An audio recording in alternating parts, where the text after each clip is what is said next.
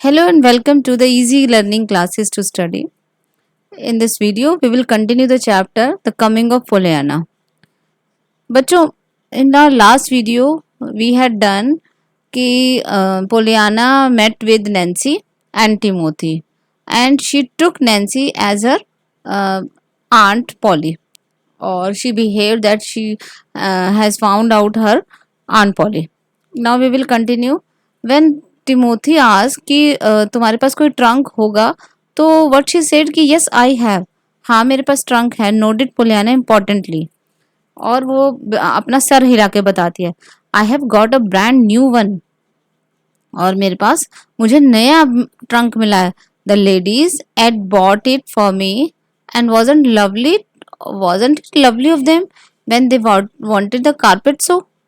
और वो जो अब लेडीज वो किसको बोलती है, जहाँ से वो आई है, ऑर्फनेज से, वो कहती है वो मेरे लिए लेके आई है. क्या ये अच्छा नहीं है, बहुत प्यारी बात नहीं है कि जब उन्हें कारपेट खरीदना था तब उन्होंने उन पैसों से मेरे लिए एक ट्रंक खरीदा. Of course I don't know how much red carpet a trunk could buy, but it ought to buy some anyhow, much as half an easel, don't you think. अब वो कहती है कि of course मुझे नहीं पता कि रेड कारपेट की कॉस्ट क्या होगी, how much red carpet a trunk could bye, कि एक ट्रंक के बदले में कितने रेड कारपेट आ सकते हैं या कितने का है, but it ought to buy some, लेकिन कुछ खरीदने चाहिए. एनी हाउ, फिर भी much as half an angel, don't you think. Much as half an angel का मतलब कि ऐसा कारपेट जो एजल को हाफली कवर कर सके. I have got a little thing here in my bag that Mr Grey said was a check and that I must give it to you before I could get my trunk.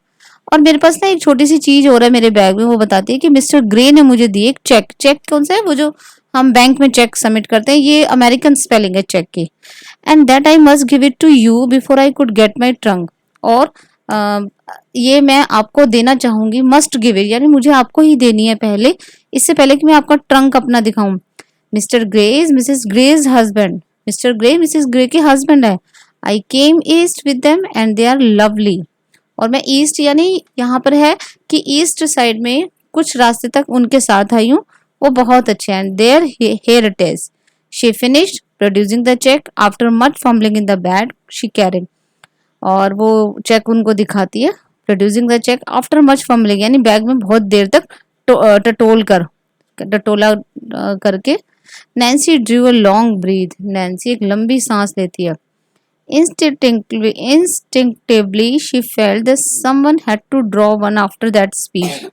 और अभी तो वो सोच ही रही थी, अंदर ही अंदर सोचती कि हर किसी को एक बात के बाद दूसरी बात बोलने में टाइम लगता है. Then she stole a glance at Timothy.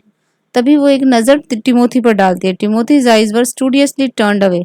और टिमोथी भी फ्रैंकली या हम कह सकते हैं बिल्कुल धीरे से अपनी आंखें उससे चुरा लेता है.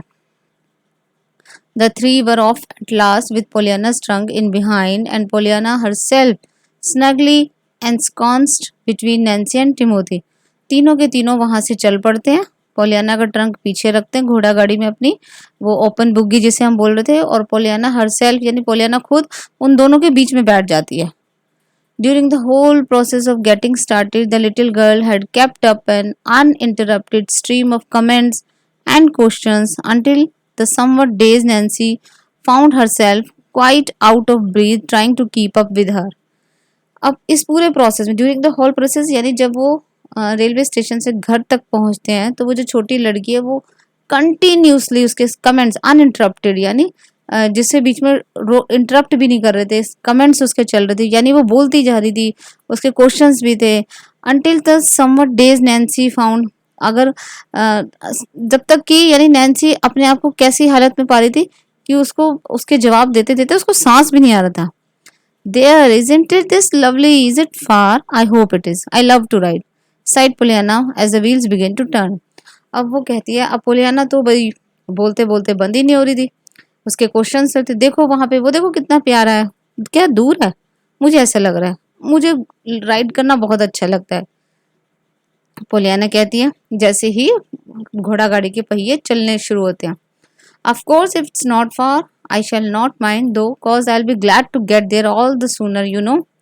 अच्छा, वो कहती है मुझे लगता है दूर नहीं है ज़्यादा, कोई नहीं होगा भी तो मुझे माइंड नहीं करती, मैं वहाँ पर जल्दी पहुँचना चाहूँगी। You know what a pretty street, कितनी ये आप उस जिस स्ट्रीट से वो जा रहे होते हैं, अब उसको कहती है कितनी अच्छी स्ट्रीट है। I knew it was going to be pretty, father told me, मुझे मैं जानती हूँ कि अब सच में बहुत अच्छा होने वाला है। फादर टोल्ड मी, फादर ने मुझे बताया था। और जब उसके फादर को वो मेंशन करती है अपनी बातों में, she stopped with a little choking breath. Nancy looking at her apprehensively saw that her small chin was quivering and that her eyes were full of tears। जैसे ही उसके फादर की बात आई ना बच्चों, तभी उसके गले में ऐसा लगा जैसे गला भर आया, चॉकिंग, चॉक्ड हो गया, रुक गया।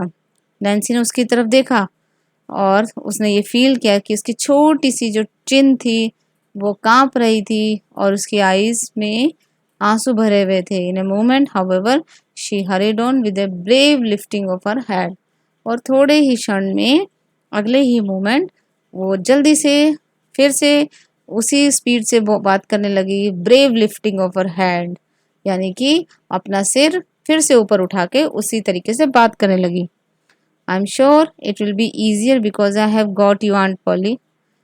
मुझे लगता है अब सब कुछ आसान हो जाएगा क्योंकि अब आप मुझे मिल गई हो Aunt Polly. I am so glad I have got you, said Pollyanna. और आंट पॉली से कहती है कि मैं बहुत खुश हूँ कि मैंने आपको पा लिया है, पॉलियाना कहती है। तो this is all about the chapter. I hope you have understood the chapter. और आपको वीडियो अगर पसंद आई हो तो please don't forget to share it, subscribe the channel and like my video. Thank you, have a nice day.